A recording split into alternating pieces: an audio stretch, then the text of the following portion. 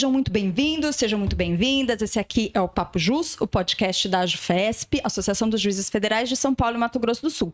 Meu nome é Thaís Ferracini, sou presidente da associação. E hoje nós vamos tratar, no mês das mães, de um tema que é muito caro para todos nós, para a sociedade, né? Nós escolhemos o episódio de hoje para falar sobre um tema de extrema importância e que é objeto de preocupação dos profissionais no mundo inteiro: o impacto da maternidade na carreira. Um estudo recente, lançado em agosto do ano passado, realizado por pesquisadores da Universidade de Princeton e pela London School of Economics, chamado de Child Penalty Atlas, traçou uma linha comparatória entre a projeção das carreiras de pais e mães após o nascimento do primeiro filho em 134 países. O resultado é avassalador. Na esmagadora maioria dos países, nas mais diversas regiões do mundo, a carreira da mulher sofre um atraso significativo, impactado pela maternidade, enquanto que a do homem permanece inalterada no seu curso. Os gráficos apresentados nesse estudo demonstram que as carreiras de homens e mulheres andam praticamente de maneira paralela até o nascimento do primeiro filho. A partir de então, a carreira das mulheres sofre atrasos, se comparada à dos homens, que também têm o seu primeiro filho. Então, a mesma situação, mas carreiras impactadas de maneira completamente diferente. O continente em que os efeitos nas carreiras maternas são mais significativos é justamente a América Latina.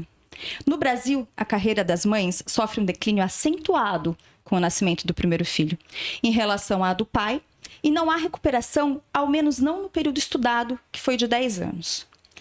Para discutir essa questão, explorar motivos, óticas de maternidades típicas e atípicas por ângulos diferentes, buscar respostas e, quem sabe, né, propor algumas soluções, eu tenho aqui hoje 3 convidados muito queridos, extremamente qualificados, com experiências muito diferentes do ponto de vista de carreira, maternidade e paternidade. E eu já vou aqui passar a palavra para eles se apresentarem, para que a gente já fique conhecendo um pouquinho mais de cada um. Júlio, quem é você? Obrigado, Thaís, pelo convite. Obrigado, AJUFESP. Eu sou o Júlio Bueno, sou sócio do Histórico Pinheiro Neto. E nos últimos 10 anos eu participei como integrante da nossa Comissão de Diversidade, Equidade e Inclusão, acompanhando as iniciativas do escritório. Muito obrigada por ter aceitado o nosso convite. Sua presença é muito importante aqui para nós. Tenho certeza que vai enriquecer bastante o nosso debate. Alessandra. Bom, obrigada, Thaís. É muito bom estar aqui batendo esse papo. Eu sou a Alessandra Deodébio. Hoje eu estou como vice-presidente jurídica de assuntos corporativos na Microsoft. Tenho uma experiência bastante grande nessa área corporativa. Eu venho desse mundo corporativo, trabalhando em 3 empresas, basicamente, na minha carreira, e também muito engajada nesse debate de diversidade e inclusão de uma maneira ampla, mas especialmente com esse olhar feminino, né, da mulher. Muito obrigada também por ter aceitado esse convite. E aqui comigo, nossa colega aqui da Justiça Federal, Tatiane. Sim, Tatiane, muito obrigada. Eu estou muito feliz de estar aqui. Parabenizo a AJUFESP por esse podcast. Tatiane Rocha, juíza federal aqui na 3ª Região. Estou no Juizado Especial Federal de Guarulhos, 2ª Vara. Mestre em Direito e Poder Judiciário pela Infam. Mãe típica e atípica. Tenho um filho com autismo que tem 12 anos agora, acabou de virar adolescente. E uma filha típica, extremamente sociável, com 8 anos. 2 situações bem diferentes. Vai trazer opostos, também. Muito obrigada por aceitar o convite. Bem-vinda também. Vai trazer um outro olhar, como a gente pode perceber. Nós temos experiências muito diferentes aqui. Eu, que vou participar desse debate também, né? Sou uma mãe típica, tenho 2 filhos e minha carreira foi exclusivamente trilhada no setor público, né? Passei por lugares diferentes, mas sempre como funcionária pública, como servidora pública, então também tenho uma outra experiência para partilhar com todos. E para já iniciar esse debate, assim, jogando uma primeira questão, para atiçar um pouco aqui os ânimos, né? Eu queria saber se o resultado dessa pesquisa, que foi uma pesquisa muito abrangente, né? Mundial, etc., permite um diagnóstico desigualdade ainda presente entre homens e mulheres no mercado de trabalho e se isso é resultante do fato da mulher continuar sendo a responsável quase exclusiva pelo cuidado com os filhos. Eu acho, Thaís, Júlia e Tatiane, para a gente começar aqui, que esse é um dos fatores. Eu não diria que ele é o único, mas eu acho que, como realidade, a gente ainda vê uma disparidade, inclusive na representação, né, da representatividade da mulher dentro do mundo corporativo, no serviço público, em diferentes lugares. Esse fato, eu acho que ele continua acontecendo quando a gente vê uma questão específica como os benefícios, seja no setor público, seja no setor privado, com relação à licença maternidade e licença paternidade. Ainda existe uma diferença, na maioria dos casos, no tempo em que mãe e pai, ou quem exerce esses papéis, tem para dedicar a esse tempo com o nascimento do filho. Então, ou com a adoção do filho. Então, eu acho que na medida em que a gente consiga, por exemplo, aproximar, né, equiparar um pouco mais essa oportunidade também de dar ao pai o mesmo tempo de se dedicar, e lógico que tem uma questão cultural que a gente sabe, que é o que a gente veio experimentando, mas eu tenho um otimismo muito grande. A minha experiência pessoal é diferente, então eu seria uma exceção para essa pesquisa, para o resultado dessa pesquisa, porque a minha carreira continuou se desenvolvendo maravilhosamente bem depois do meu primeiro filho e único filho, que hoje tem 11 anos. Eu sou uma mãe típica, e hoje sou uma mãe típica separada. Então, eu acho que a gente vai abordar outros aspectos, como a questão de a rede de apoios que a gente precisa ter, essa questão da mentalidade, quantos aliados também a gente tem nessa jornada que tem ajudado a mudar esse cenário. Então, sem dúvida, a gente tem resultados ainda como mostra essa pesquisa, infelizmente. Mas eu vejo avanços que são liderados pelo mundo corporativo, pela sociedade civil, pelo setor público, tentando pensar em políticas públicas que também permitam isso. Então, eu continuo dedicando muito do meu tempo a isso, porque eu acredito que a gente pode fazer uma mudança e não aparecer mais nesse estudo como a América Latina, com esse impacto tão grande do child penalty, como a gente viu, como você mencionou aqui, Thaís. Júlio, concorda? Acha que é por aí mesmo? Eu concordo, acho que é inevitável que a gente, no contexto que nós conhecemos, que reconheçamos que a mulher, ela exerce um papel muito mais presente e muito mais constante na criação do filho. Acho que esse, sem dúvida, é um papel, é um fator muito importante. Infelizmente, eu acho que existe uma situação ainda mais perversa de acordo com o nível financeiro de cada família e, obviamente, de famílias em que as mulheres são as únicas ali cuidadoras, não só dos filhos, mas de toda a equação familiar. Então, isso certamente representa um peso enorme. Você mencionou aspectos culturais. Eu acho que, junto com isso, e a Alessandra já mencionou, talvez a necessidade de haver um estímulo para que os pais saiam também ou se dediquem. Nesse ponto, eu acho que a questão cultural ela é muito forte. Eu conheço políticas que existem nesse sentido em outros países e, pelo que tenho de informação, mesmo nesses países em que existe, tirando talvez os países escandinavos, haja ainda uma dificuldade muito grande dos homens reconhecerem essa possibilidade de exercer a sua licença paternidade de 6 meses, alguns casos de 1 ano, sem preocupar como isso vai afetar a sua... Muito interessante trazer isso, porque a gente tem hoje em dia a possibilidade da licença paternidade um pouquinho maior, não é grande ainda, é pequena, acho que são 30 dias, né? 20 dias da empresa cidadã. E mesmo assim, quando oferecida... Poucos homens aceitam isso. Quando ela é oferecida, quando ela não é uma política obrigatória da empresa, né? E isso acontece justamente porque os homens, dentro dessa estrutura em que não é visto como algo comum, normal e necessária a participação do homem no cuidado com os filhos, ele acha que se ele aceitar, ele vai ser visto como um preguiçoso. Ele está aproveitando para não trabalhar. Então, assim, o fato da sociedade... Então, na verdade, isso leva a um segundo diagnóstico, que a estrutura social ainda é extremamente patriarcal, é isso? É isso, e eu queria só trazer o exemplo, porque o Júlio falou aqui dos países escandinavos, e eu eu trabalhei na Nokia. Então, eu tenho uma experiência com os finlandeses. E na época eu não tinha filhos, mas eu conhecia muitos casos de pais e mães que dividiam de uma maneira bastante equilibrada essa questão da licença maternidade e paternidade. Tudo isso para reforçar esse ponto que você acabou de colocar da estrutura.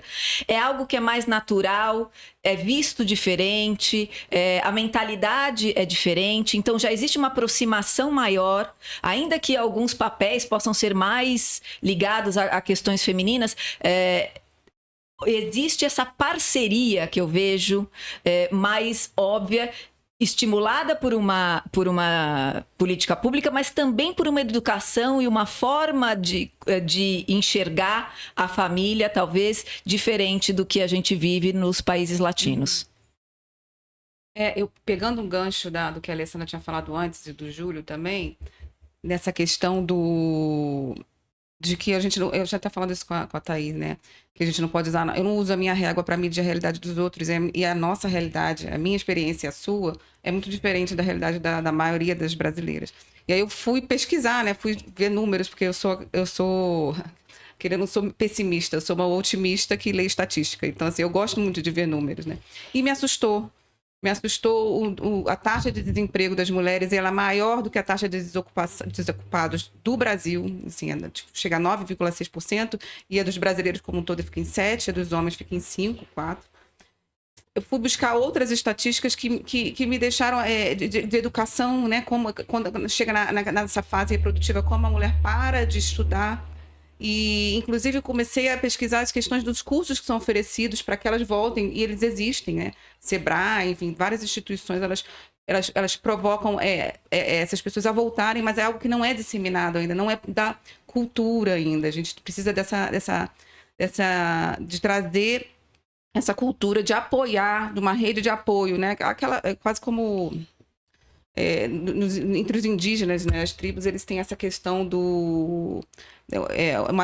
não é uma pessoa que cria um curumim, né? É a tribo inteira. É uma comunidade. É uma comunidade que traz aquela criança para ser cuidada. E, inclusive, era uma realidade anterior, né? Assim, da sociedade. Os homens caçavam, pescavam, e a comunidade cuidava daquela criança. Não era um ônus que recaía sobre a mulher, era um ônus que recaía sobre a comunidade. Com o industrialismo, com as evoluções industriais, isso passou a ser um ônus exclusivo da mulher, e ficou cômoda essa situação. Então, a gente precisa reverter esse quadro para trazer a comunidade para essa conscientização que vai além da questão de disponibilizar ou não para ela voltar. A gente, como sociedade, precisa pensar como vamos fazer isso. A licença paternidade vamos aumentar? Sim, mas além disso, oferecer cursos que ela consiga voltar para o mercado, e esses cursos têm que ser online, porque ela precisa de flexibilidade de horário. Enfim. Acho que, Tatiana, você está colocando um ponto bastante importante e que o Júlio também abordou, que é essa questão socioeconômica, né, e diferentes realidades.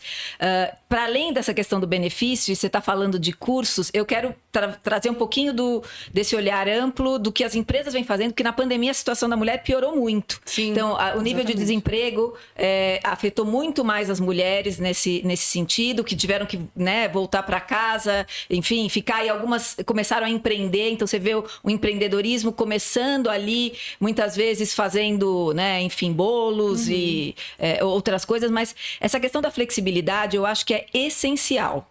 Então, a pandemia talvez tenha esse efeito negativo muito grande, mas tenha trazido talvez um efeito positivo, que é essa flexibilidade e essa questão do híbrido, que permite que a mulher e o homem... Hoje eu vejo, por exemplo, eu vou às vezes ao clube assistir meu filho jogar bola, estou numa conferência telefônica, e eu vejo outros pais trabalhando lá, homens também. Então eu acho que essa questão... Eu ia falar isso.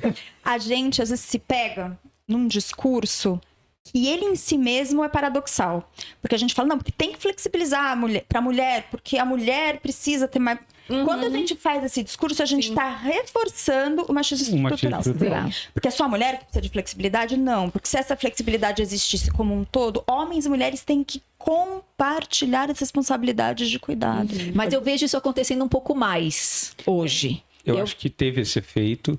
Agora, esse estudo eu achei muito interessante quando a gente decodifica algumas informações ali. Primeiro, você colocou muito bem a questão da América Latina. E o Brasil, impressionante, dentro da América Latina, ele é o que tem a menor taxa de child penalty.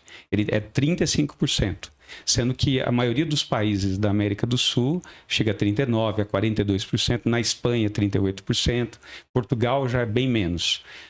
E, assim, então, esse panorama cultural, ele está atrelado a questões, obviamente, de criação, de como que a sociedade vê, obviamente, mas a gente pode imaginar, mas também está atrelado a uma questão socioeconômica, nem sempre. É um fator super importante, mas não necessariamente une essas experiências que existem na América Latina ou que existem nos outros países. Agora, o que eu achei interessante, até a partir do que a Tatiane falou, no caso da mulher, a gente, quando pensa no child penalty, a gente tem que considerar que é a penalidade efetiva dentro de uma projeção de carreira ou de oportunidades. Porque essa mulher que ela não consegue voltar para o mercado de trabalho formal, ela continua, muitas vezes, na grande maioria das vezes, trabalhando. Então, ela sofre essa penalidade por não poder se colocar como ela pretenderia, como ela imaginava, mas por questão de necessidade, ela vai continuar trabalhando. Ela trabalha não só em casa, ela tem a dupla, tripla jornada e assim por diante. Então, só queria fazer esse paralelo, porque eu acho que quando eu vi esses dados, né, no primeiro olhar, eu falei assim, é uma coisa relacionada apenas se volta ou não trabalhar, mas a própria pesquisa fala que não. É do impacto específico na trajetória. Na projeção. É um atraso de carreira que acontece. Então, o homem, por exemplo, em 5 anos chega em um determinado cargo que a mulher vai levar 15 para conseguir, porque ela tem que parar, ela não consegue, de alguma maneira, concorrer às promoções, etc. Porque aqui, naquele momento ela tem que se resguardar, porque ela tem que cuidar dos filhos, porque isso, que aquilo, ela só vai conseguir empreender os mesmos passos que o homem muito mais para frente. Então, não é nem só questão de parar e voltar. Do atraso que também acontece. E, por exemplo, na Microsoft a gente tem feito algumas iniciativas com bastante intencionalidade, porque se você não for intencional, naturalmente as coisas não vão acontecer. Isso tem que vir muito da liderança. Então a gente tem essa busca, quando a gente está buscando talentos, a gente tem hoje essa exigência de que exista uma mulher finalista nesse processo. Uhum. A gente tem uma outra questão que, além da flexibilidade que vale para os dois, como você bem falou, Thaís, e que eu vejo hoje o homem um pouco mais também aberto a exercer essa flexibilidade, e a gente fazer avaliações justas. Porque quando a gente está falando das promoções, como você está dizendo, a avaliação justa é o seguinte, se você ficou 6 meses fora naquela avaliação anual e se você só trabalhou 6 meses, você não pode ser analisada pelo impacto que você gerou um ano inteiro. Você tem que ser analisada pelo impacto que você gerou nesses 6 meses como se eles fossem um ano, porque você esteve 6 meses fora. Então, esse tipo de às vezes são pequenas coisas, mas são pequenos movimentos que a gente precisa fazer de uma maneira intencional e continuar perseguindo esse objetivo, porque senão a gente vai continuar perpetuando essas desigualdades. E aí entra a questão de como que a gente tem algumas coisas que a gente pode lidar. A gente consegue lidar. Outras são questões macro que a gente pode, de alguma forma, incentivar, mas que o resultado não está tanto nas nossas mãos. Eu acho que, falando de empresas, né, eu acho que o papel das empresas, considerando esse gap, que é um gap vergonhoso, é buscar criar condições que, pelo menos dentro do campo que a empresa tem competência e tem condição de garantir à mulher que ela possa retornar à sua trajetória da melhor forma possível.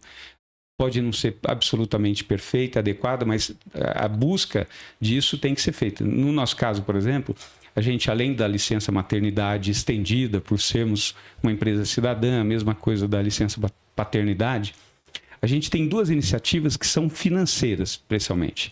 A primeira é porque a mulher que sai de licença maternidade, quando ela retorna ao escritório, ela não passa por um processo de avaliação no sentido de verificar se ela tem condições ou não de ser promovida. Ela é automaticamente promovida, porque o escritório considera que ela saiu de licença de maternidade, ela voltou, esse é um benefício que ela deve ter. Ela não se preocupa ao retornar na questão de ser ou não promovida, porque ela sabe que isso vai acontecer. A maioria se preocupa se vai ter emprego. Exatamente, o emprego, obviamente. Agora, o outro ponto que a gente coloca é a boa parte do salário, da remuneração, ela está numa PPLR.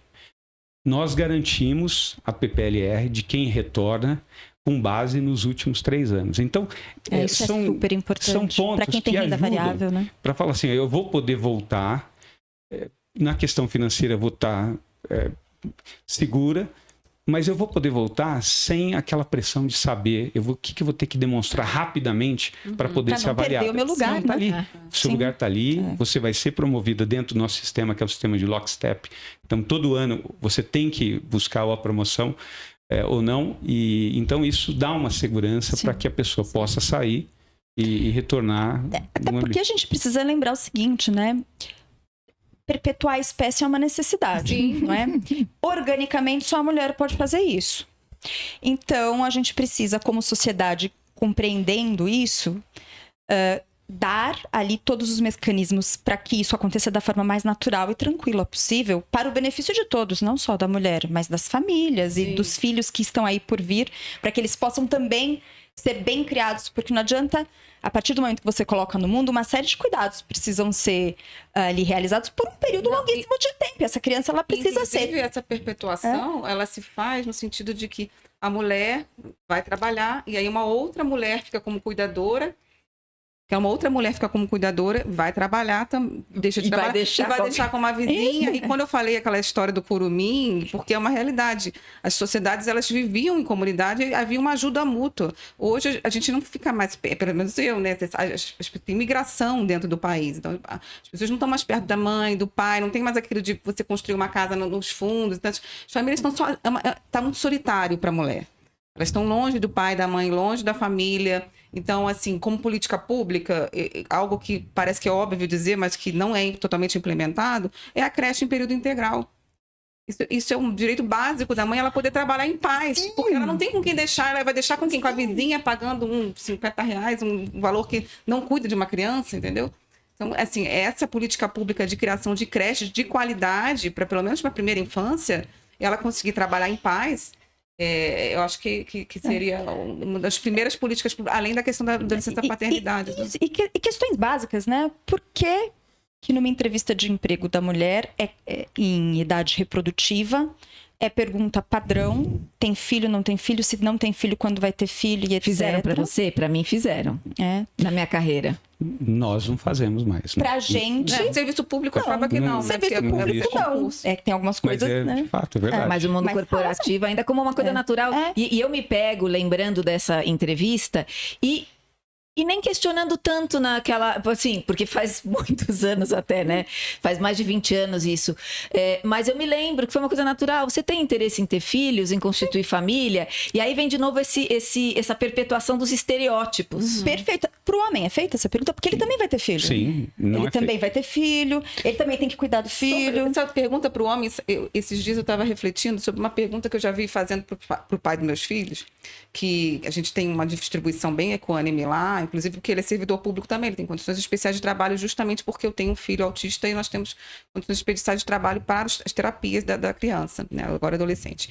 É uma pergunta que na terceira vez que me perguntaram isso, eu falei, não é possível. Marcos, que é o nome do marido, já te perguntaram isso? A pergunta é, como é que você dá conta de tudo isso? Como é que você ainda faz mestrado e trabalha e dá conta da sua família? Por que não pergunta isso para o homem, né? Como é que você dá conta de tudo isso? Porque presume que o homem, na verdade, não está tendo o terceiro trabalho, que seria a criação dos filhos, cuidar da casa, então ligar para o açougue, entregar uma carne. Assim, é algo que presume, então, a própria pergunta da sociedade, ela não vai para o homem, porque ela já sabe que o homem não vai responder, ou então presume que não vai, que não é o meu caso. Tatiane, por isso que eu gosto de ter essa conversa com homens. Porque homens que têm...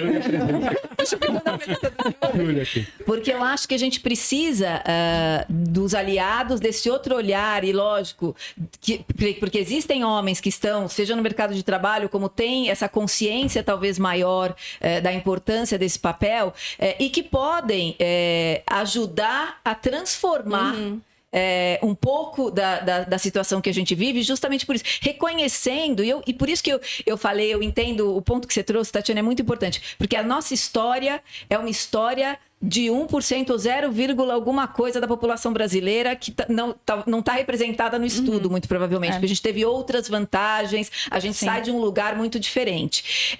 Mais ainda por isso, acho que nessa posição que a gente está, a gente tem uma herança de uma responsabilidade muito maior de tentar, com a nossa experiência, com a nossa trajetória, trazer novos aliados para que a gente consiga aliados homens, porque eu acho que essa conversa tem que ser ampla, porque eu acho que diversidade e inclusão, a gente tem que incluir os homens nessa conversa para justamente conseguir chegar num cenário em que a gente tenha parceiros cada vez mais, que compartilhem a criação dos filhos, que compartilhem as vitórias e o desenvolvimento pessoal de cada um, que envolve essa questão. E que isso não seja uma exceção, né? Exato. Quando a gente vê um pai sendo ativo, isso não seja exceção. Não.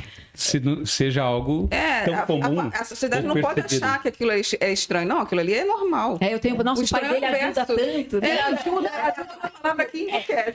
Eu brinco, porque assim, o Henrique também é meu marido, né? Ele é um pai que compartilha a paternidade comigo, né? Paternidade e maternidade. Ele não me ajuda, ele compartilha mesmo, né? É um paizão. Mas é muito engraçado, porque aí as pessoas... Eu vejo minha mãe, gente. Minha mãe, gente, que máximo que ele é, né?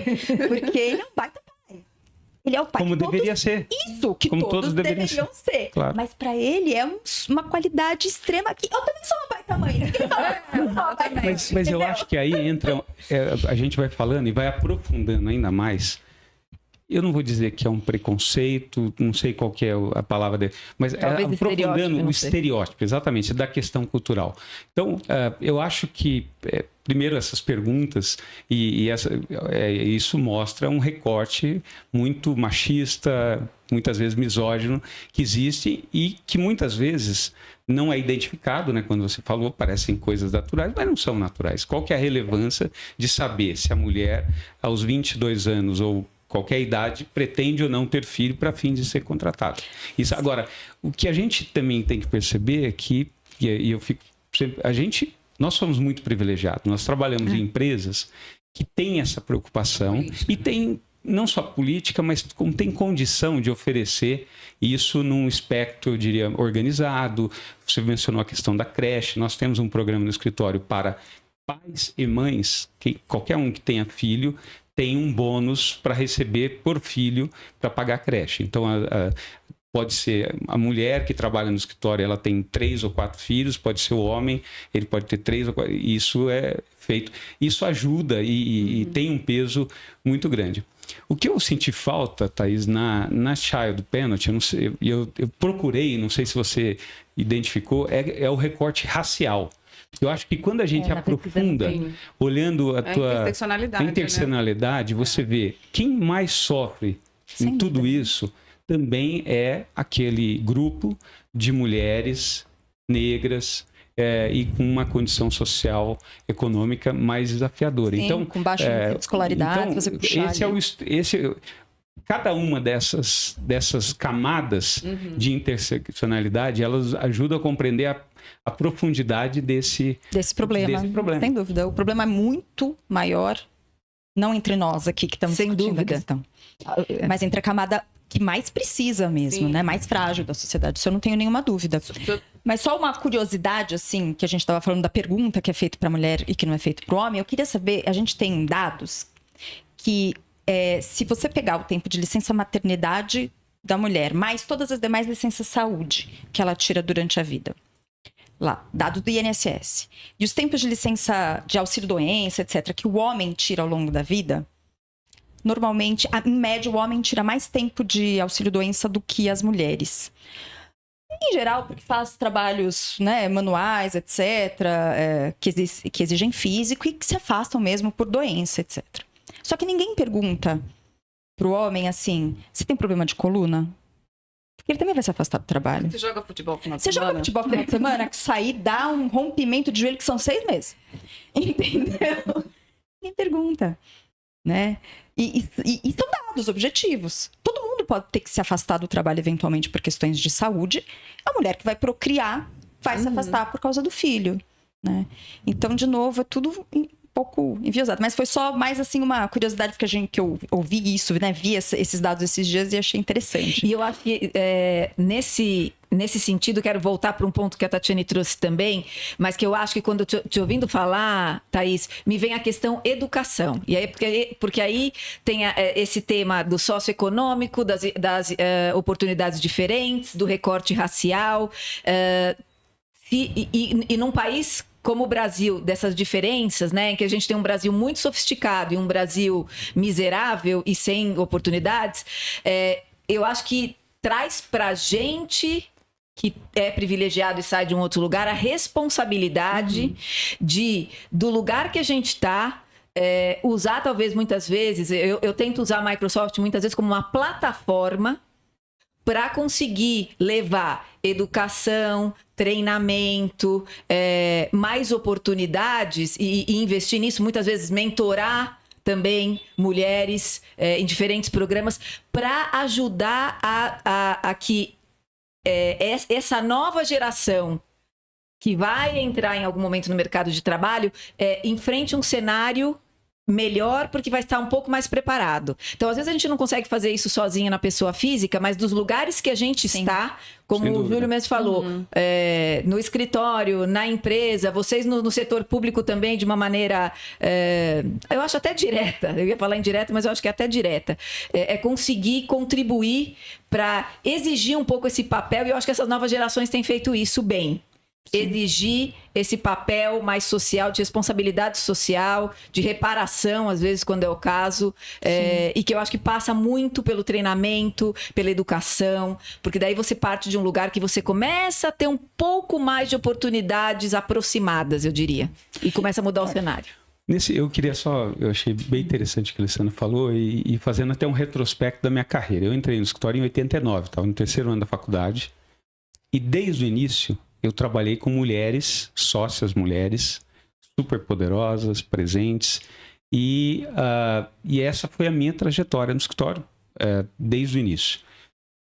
O que eu noto agora é que o tema, que antes era um tema de exceção, ele cada vez mais tem sido normalizado, até mesmo por conta do maior número de mulheres que têm ascendido a posições de destaque, e é inevitável, e isso tem traduzido numa representatividade para as gerações mais novas, de falar, nossa, não é que existem só eu aqui, existem essas mulheres que passaram por isso, conseguiram, tiveram filho e voltaram e assim por diante. Então, agora, nós, no escritório há 10 anos, nós criamos a Comissão da Mulher, que é uma comissão que inicialmente só tinha mulheres, e depois de 3 ou 4 anos percebeu essa fala da Alessandra de falar, precisamos trazer. E hoje essa é uma comissão composta por homens, por mulheres, e inclusive a partir do trabalho dessa comissão, a gente tem um trabalho só para homens de compreender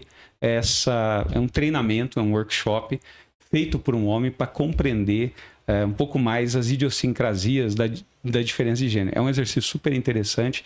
Isso talvez há 30 anos atrás seria impensável, ou seria algo que visto como não necessário, mas isso reforça a necessidade de mulheres e homens terem contato com essa necessidade e terem contato com a possibilidade de mudar, como a Alessandra falou, mudar o mundo, mudar a empresa, obviamente, mas também ser um elemento de apoio. É o que a Alessandra falou, dá para ter uma visão otimista. A transformação começa no nosso entorno, né, gente? A gente, como agente transformador, a gente atua, vai sempre atuar no nosso entorno, só que essa transformação feita no nosso entorno, ela se espalha, né? Ela vai criando raízes que se espalham. Tatiane, eu queria te pedir, porque eu acho que você vai ter um olhar diferente e vai enriquecer muito a questão. Como é que foi a tua experiência dentro do TRF, dentro do serviço público, com a tua maternidade atípica?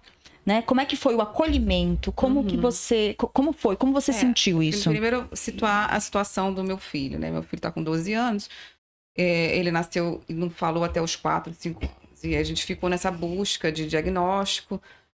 Nós conseguimos o diagnóstico de 4 para 5 anos, foi quando ele começou a falar. Hoje em dia ele é muito falante, né? Mas ele começou as terapias com 2 anos. Terapia fonoaudióloga, terapeuta ocupacional.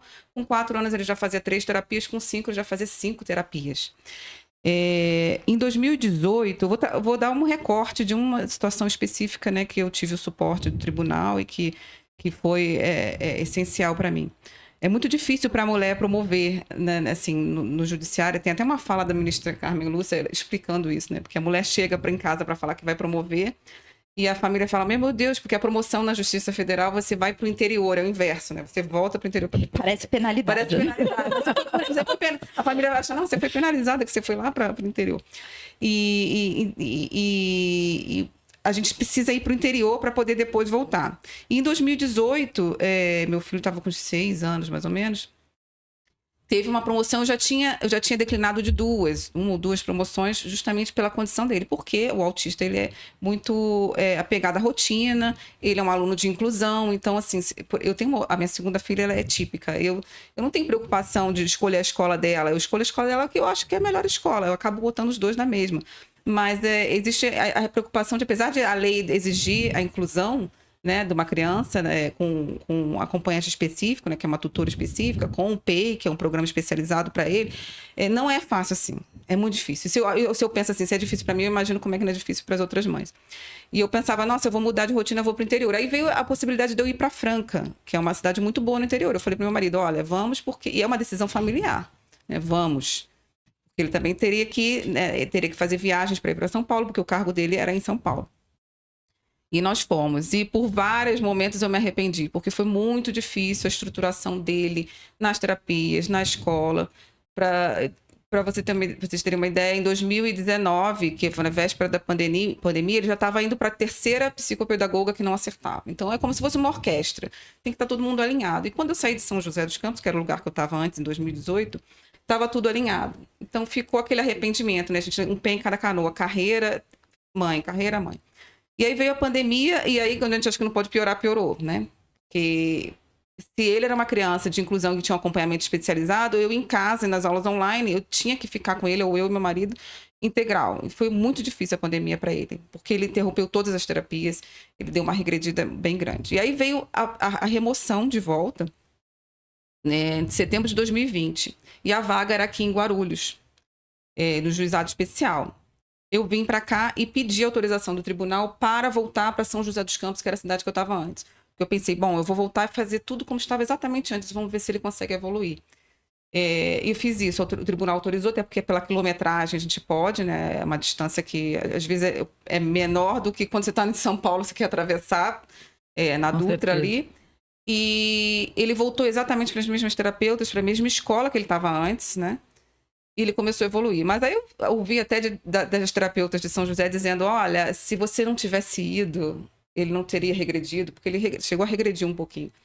E basicamente colocando a culpa em mim, né? Se você não tivesse sido promovido, não tivesse inventado de ir para o interior, eu falava, nossa, né? Assim, não é bem assim, né? A gente está tentando acertar. E hoje eu penso que foi uma situação de empoderamento familiar, porque apesar dele ser apegado à rotina, dele ter essa necessidade de rigidez mental, para ele foi bom no final das contas. Ele cresceu, né? Porque apesar de tudo, até hoje ele pergunta, mamãe, por que a gente foi para Franca?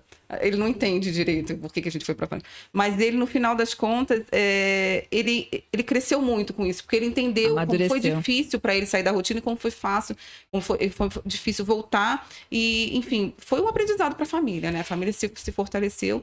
E o tribunal em si me apoiou nessa questão de eu voltar para São José, fazer as terapias, enfim, é uma questão que... Autorizou morar fora da subseção, né?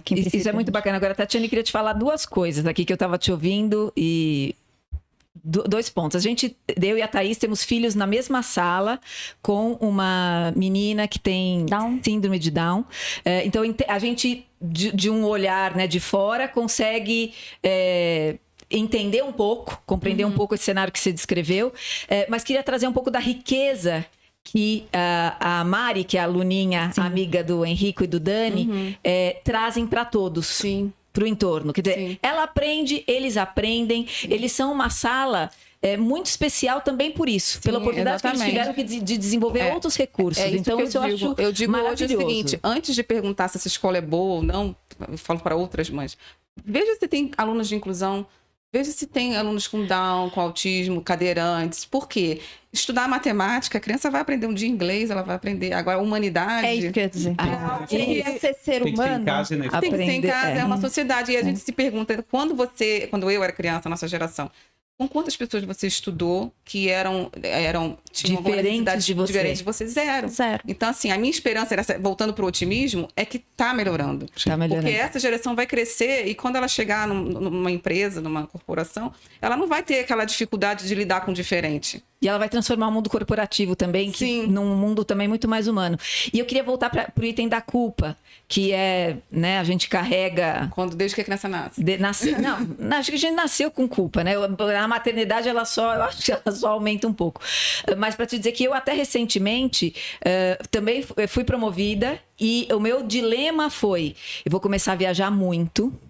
Eu estou sozinha em casa, né? Então sou separada. Mas recentemente eu ouvi do meu ex-marido, porque a gente estava conversando sobre a preocupação que a gente tem com o Henrico, meu filho, nosso filho, e ele falou: a culpa não serve para nada. Você está fazendo o seu papel ali e aqui a gente vai ver como lidar. Então, de novo, voltando para essa questão da parceria do compartilhar. Então, eu também te falo como mãe que a gente fica muito nesse lugar da culpa e se eu tivesse feito diferente. Você fez o seu melhor e cada um de nós faz o seu melhor com as informações que a gente tem, os recursos que a gente tem naquele momento. Então, eu acho que... Para essa psicóloga eu falei, se o urubu cantasse, estava preso em gaiola. Você tem um limite de você me culpar. Você tem um limite de me culpar e troquei a terapeuta. Sim, gente, assim, que bem que essa pessoa pode fazer pra sua vida, te jogando mais uma culpinha no caminhão que a gente já tem. Então ele evoluído, sim, teria, mas sim. É interessante porque, assim, né, falando de serviço público e da child penalty, minha particular experiência, eu não tive. Mas eu não tive também por conta de, acho que, estar numa família que é especial, de ter um marido que, como eu disse, é um marido que é diferente. Ele não tá dentro dessa média patriarcal. É diferente, ele não tem. Aliás, ele foi o meu maior incentivador. Quando saiu a minha primeira promoção, eu tinha a possibilidade, era para Corumbá. Porque eu, assim, na verdade não era para eu ir nessa promoção, teria que ser gente na minha frente, mas que ninguém queria ir para Corumbá. E aí, assim, gente, Corumbá é longe daqui de São Paulo. Assim, é muito longe e de difícil acesso, não é só longe, né? E o Dani tinha 6 meses. Então, eu falei, putz, mas Corumbá... Ele foi o primeiro que disse, você vai passar quantas pessoas se você for? Eu falei, 12. Você vai. O Dani fica. Ele fica comigo, a gente tem estrutura, sua mãe... Ele mudou pra casa da minha mãe, gente. Ele foi morar com a sogra. Isso É decisão familiar. Próprio amor. Né? Isso. É decisão familiar. Foi embora com né, toda a nossa rede de assistência pra casa da minha mãe com o Dani. Eu vinha todo final de semana. Era uma logística maluca. Mas assim, eu não tive. Mas eu fiz tudo isso porque, veja, eu tive a estrutura social. Bom, aqui foi muito mais uma questão, não é a instituição... Não fez nada, mas assim, porque não tinha que fazer mesmo. O que eu tinha de embasamento no seu entorno, no né? meu entorno ali, me permitiu fazer isso. Mas não é assim com a maioria das nossas colegas. Lá em casa, entendeu? na verdade, eu falei, olha, nós vamos pra Franca, vamos. Aí na estrada ele foi vendo que era mais longe do que ele achava que era, meu marido. E aí depois ele falou assim, não, então mas nós vamos, mas vamos ficar quanto tempo lá? Eu falei, no máximo 3 meses. Ficamos 3 anos. A gente também vende o peixe, né? Você não fica, não, só um pouquinho. Eu fiquei 6 meses, eu tive sorte, poderia... Mas eu fui preparada para ficar mais. Porque quando a gente vai, nunca sabe quando volta, né? Por isso que eu acho que essa pesquisa que você trouxe, ela é muito rica, porque ela nos permite...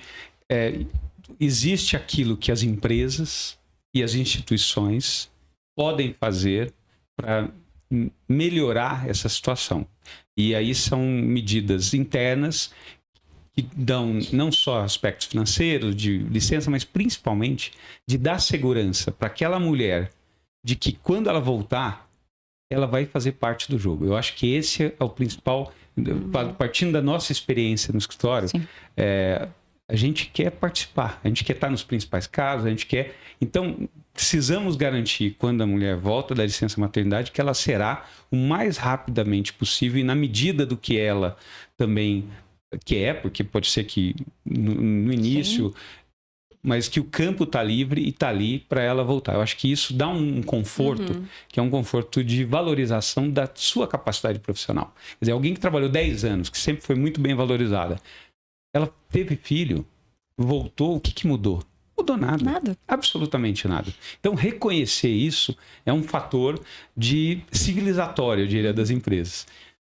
Agora, nem sempre essa cultura está presente. Agora, eu acho que esse é um papel. Se tem um papel que as empresas têm que exercer, e as instituições, o judiciário, é reconhecer que a capacidade profissional da mulher que saiu, que ela vai voltar, não mudou absolutamente nada. 6 meses, 9 meses, 1 ano, isso não altera a trajetória que muitas vezes, até porque as mulheres hoje, num aspecto profissional, tendem a ter filhos um pouco mais tarde. Ou seja, elas são testadas e retestadas dentro do seu ambiente de trabalho durante muitos anos, às vezes décadas, antes de ter filho. Então, isso acho que é o principal papel que a gente tem como instituição ou empresa, de reconhecer esse valor. Além dessas questões que são muito dependentes aí da instituição privada, né? As iniciativas das próprias empresas e tudo. Vocês acham que tem alterações legislativas assim que poderiam ajudar, dando um pontapé inicial aí por parte do Estado mesmo, porque veja, enquanto a gente está dependendo da iniciativa de cada empresa em si, nós vamos ter uma disparidade muito grande, né, de situação. Essa licença paternidade, ela deveria, para começar, ela deveria ser expandida, né? Porque hoje ela é só se for uma empresa cidadã. E se o homem quiser também, que ele pode muitas vezes não querer. Ele não quer, ele na verdade quer voltar para o trabalho, ele não quer ficar 20 dias fora. Isso deveria ser obrigatório, porque a família deveria contar com essa alternância de trabalho ali de casa, né? Que é o trabalho reprodutivo. Tira, porque esse primeiro mês é necessário os dois junto com a criança. É difícil. É necessário. Esse período eu não tenho muitas saudades. Eu amo meu filho loucamente, mas esse início... Não tenho saudade. Eu não lembro, acho. É trauma. Agora, voltando para essa questão das políticas públicas, eu acho que a Tatiane já tinha trazido um ponto que me lembrou da minha experiência quando eu morei até fora do país a trabalho pela Nokia, uma empresa, né, nórdica, né, finlandesa. Eu vi a experiência, eu morei na Itália, que tem até um lado latino, se a gente for pensar, parecido com a gente, mas eu me lembro muito bem de muitos como não tem a mesma estrutura de rede de apoio, de pessoas em casa que ajudam cozinhando, uma babá, essa assistência que nós, pelo menos que estamos nessa situação mais privilegiada, conseguimos ter. Lá, mesmo quem tem uma boa vida, normalmente não tem esse tipo de suporte, é uma coisa muito pontual, esporádica, como essa questão das creches e das escolas públicas em tempo integral faz total diferença. Fundamental. Então, eu tinha muitas amigas com quem eu convivia no escritório. Então, eu na época não tinha filho ainda.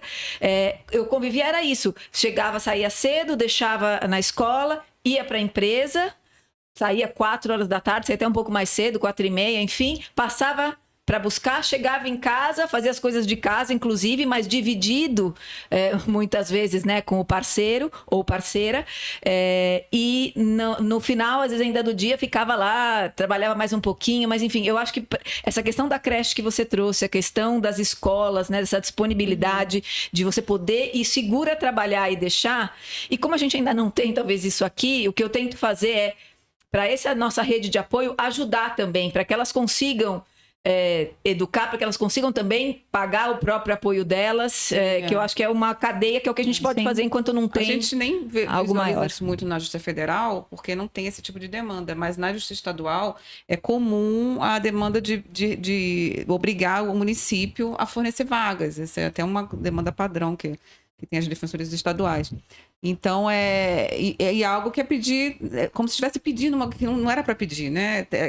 Tem vaga na creche, tem que ter, a municipalidade tem que fornecer essa vaga para essa mãe voltar ao trabalho, então, se ela puder até se qualificar de novo, que é quase que uma reabilitação, porque elas às vezes ficam muitos anos sem trabalhar, porque 2, 3 filhos, enfim. Ela precisa voltar a estudar, fazer cursos de qualificação para poder voltar para o mercado de trabalho. Não pode simplesmente jogar ela, então assim, arruma um emprego aí. Como é que ela vai arrumar emprego? Ela ficou um tempo parada, às vezes ficou parada antes da gravidez, né? Enfim. Então, essa rede de apoio, ela precisa vir, porque essa questão da diferença de gênero, ela vem antes das contratações. Ela está falando só de quando está na empresa e quando volta na empresa ela é demitida. Isso é antes. Antes mesmo dela conseguir um emprego. A própria pergunta, você está na idade reprodutiva, você quer ter filho ou não? Isso é uma pergunta que não deveria existir. Então, isso passa por uma mudança de consciência. Então, por mais que tenha... Voltando para a pergunta, a questão da legislação. Por mais que tenha toda essa legislação, esse arcabouço, inclusive tem uma legislação recente que é a igualdade de salário, né? Que entre homens e mulheres. Também é uma lei que tem que esperar ver se vai pegar. A gente fala na história de pegar ou não pegar uma lei, mas é uma realidade, porque a mudança de consciência, ela vem no Estado de Direito, se ela não vem por bem, ela vem pelo meio das leis, né, que mudam. A gente tinha de uma época que nem cinto de segurança a gente usava, e aí começaram a obrigar, multa, todo mundo usa cinto de segurança. Então, se a conscientização tiver que vir de uma forma de obrigação, que venha, né? Mas isso exige um esforço de implementação, de fato, né, por parte do Estado. Se não houvesse esforço... Não, é isso, existe a lei, mas ela não é cumprida. Então, também, ou não é bem regulamentada, implementada, enfim. Eu acho que são as duas coisas, né? Eu acho que o comportamento pode gerar uma mudança e gerar novas políticas públicas, e as políticas públicas podem gerar novos comportamentos. Então, acho que as duas coisas são complementares. Aqui, a conversa que a gente está tendo de novo, esse é um trabalho que é coletivo. É do setor privado, é do setor público, então é da empresa, é da instituição, da sociedade civil, é do governo. Então, é coletivo. Acho que esse esforço que a gente tem que fazer nesse sentido. Agora, voltando ao estudo aqui, eu me lembrei que ele indica que tanto quanto o nascimento do primeiro filho, impacta em alguns países a mulher o casamento. Então, há uma taxa de uma diminuição importante do potencial da mulher em alguns países por conta simplesmente do casamento, que acho que reforça ainda mais a questão sociocultural / às vezes opressão que muitas mulheres vivem em muitos países do mundo e muitas famílias. Então, essa é uma dificuldade. Agora, eu gostei muito da fala que a Lê falou do papel das empresas, né? As empresas, elas têm, eu acho que hoje, em todas as discussões e estatísticas que a gente tem em relação à diversidade, equidade e inclusão, mostram que uma empresa diversa, que uma empresa preocupada com as pessoas que trabalham na empresa, com um ambiente adequado, isso tem um impacto, inclusive, financeiro. Sim, de produtividade. Então, quando eu tenho uma mulher super competente na empresa e ela fica grávida, eu preciso, como empresa, observar o potencial de mantê-la feliz, de reintegrá-la da melhor forma possível e garantir que ela se sinta participante da mesma forma que ela tinha antes. Pode ser que algumas coisas vão mudar, pode ser que o nível de viagem, num primeiro tempo, diminua, o horário precise ser um pouco mais flexível, mas isso é possível de ser feito. O que a gente não pode é aquele olhar tradicional de falar precisamos tratar todo mundo igual. Isso é uma balela, isso é uma mentira. Nós não tratamos homens e mulheres iguais. E principalmente não tratamos de base. Pessoas sim, né? Isso não é igualdade de fato. Isso, né? Não é igualdade de fato. Oportunizar a mulher se ela quer ou não, porque muitas vezes a pergunta nem é feita. Assim, entre, né, no superior hierárquico, não vamos nem perguntar para fulana porque ela vai ter que viajar, ela tem filho. No seu caso, mas deixa ela escolher. Mas eu tenho uma estrutura que eu consigo viajar. Eu tenho uma estrutura que eu consigo estudar, viajar, dar conta e faço tudo bem. Sim. Mas me pergunta. Porque um preconceito, porque tem uma visão de que... ela teve filho. Não são viés inconsciente que você tem. Pelo menos quando você traz para a consciência. Por isso que eu gosto muito dessa jornada que começou de diversidade e inclusão nas empresas. E óbvio que tem todo... Como em todo setor tem o washing, a gente briga, tem o D&I washing, né? Tem até a diversidade e inclusão que está lá só no papel, mas é muito bacana, por exemplo, da minha experiência, ter trabalhado em empresas que vivem esta realidade, que não quer dizer que acertem sempre, mas que compartilham o que está funcionando, o que não está funcionando, que é o olhar da diversidade amplo, então é para diferentes questões, para aquelas coisas mais óbvias e visíveis. A gente está falando da mulher, da maternidade, mas a gente fala um pouquinho do recorte racial, a gente tem questões da comunidade LGBTQI+, a gente tem personalidades assim, o mais extrovertido, o mais introvertido. Por que também a gente tem que achar, às vezes, nas empresas que só o mais extrovertido é mais competente, porque o introvertido não está falando e eu não estou dando também espaço para isso. Então, eu acho que está muito rico esse debate, tem, sem dúvida, às vezes os extremos, mas eu acho que a gente precisa tirar o melhor desse momento que a gente está vivendo. Eu queria até voltar num ponto, porque me lembrei a gente está falando muito de o que era antes, né? Os tipos de perguntas que a gente recebia em entrevista, que a gente considerava normal, assim como talvez os homens achassem menos normal um papel de partilha. Hoje eu vejo isso acontecendo um pouco mais natural, talvez em diferentes classes sociais de forma diferente, mas eu acabei de ouvir recentemente aqui uma entrevista de um pai que estava falando justamente da dificuldade que ele teve, porque a mulher teve um parto muito complicado, e ele precisaria mais do que poucos dias para ajudar. Ele não tinha uma rede de apoio e ele não tinha uma possibilidade de ter uma licença paternidade maior.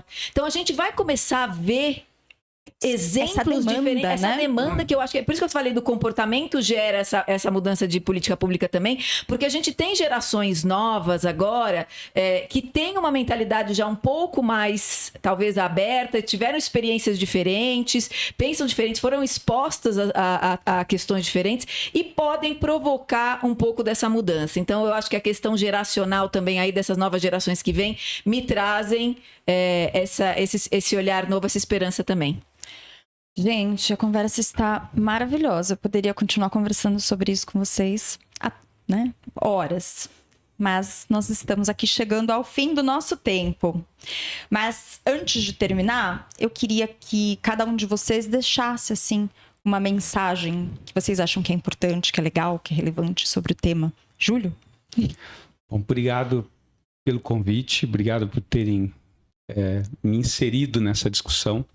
E meu papel aqui como homem, aliado, e também alguém que nesse contexto aqui traz um pouco a experiência da realidade que eu vivo profissional, né, há 35 anos. Então, fico feliz de poder compartilhar com isso e queria dar os parabéns pela escolha do tema. Eu acho que esse é um tema super interessante, daria realmente para a gente ficar mais tempo aqui falando. E obrigado pela troca de ideias e o compartilhar das experiências de vocês. Nós que agradecemos muito sua presença, foi muito, muito legal mesmo. Obrigada. Ale? Bom, de novo, obrigada. Então, Tati e Júlio, obrigada. E Thaís, a gente fez uma troca bem gostosa, como o Júlio falou. Eu queria deixar talvez não sei se é um pensamento, mas é um pouco da minha sensação desse momento. A gente precisa fazer isso junto. Então, cada vez mais, para mim, a mensagem é aliança, parceria. Então, quando a gente até fala de homens e mulheres compartilhando esse papel, eu acho que é isso. São essas conversas e ações, porque a gente não pode ficar só na conversa. Então, quando eu falo que eu sou uma otimista, eu lembro do que o Bob Iger, que é o CEO da Disney, definiu como otimismo, que é o entusiasmo pragmático.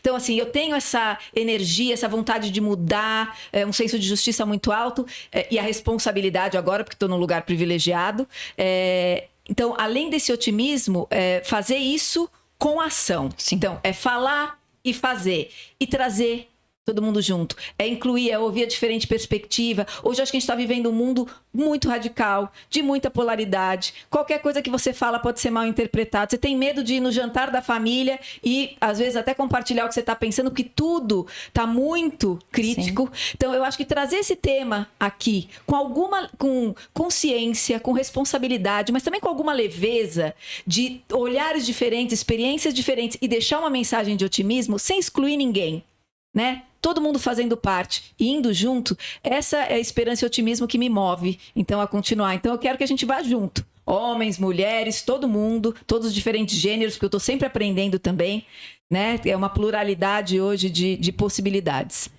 Muito obrigada, Lê. Até a propósito do que você disse, acho que é bem importante a gente reforçar sempre que quando a gente traz esses assuntos que podem parecer de uma ótica exclusivamente feminina, né? Algo só. Ninguém quer estabelecer guerra de sexo, né? Não é essa a ideia. A mulher ter o lugar dela no mercado de trabalho, etc., não vai tirar o lugar do homem, né? É só deixar muito claro isso. Ninguém quer... Não é uma guerra, não há inimigos. É só uma luta por uma sociedade como um todo melhor para todos. Só isso, né? Tati? Também agradecer a oportunidade de estar aqui compartilhando um pouco da minha experiência e dizer que é isso que a Alessandra estava falando aqui. Quanto mais a gente falar e agir, mais isso vai ser disseminado. E eu percebo muito que as novas gerações elas já estão vindo com esse chip, elas já estão com essa noção de inclusão, elas já estão passando conhecimentos de comportamentos que tragam a questão racial, a questão da LGBT, enfim, todas essas questões de diversidade humana. Essa geração nova está vindo, eles estão ensinando isso pra gente. Então, cabe a gente aprender e valorizar e repassar, porque são temas que se interlaçam. Eu não consigo falar sobre exclusão de uma pessoa deficiente, não falar sobre exclusão da questão de gênero.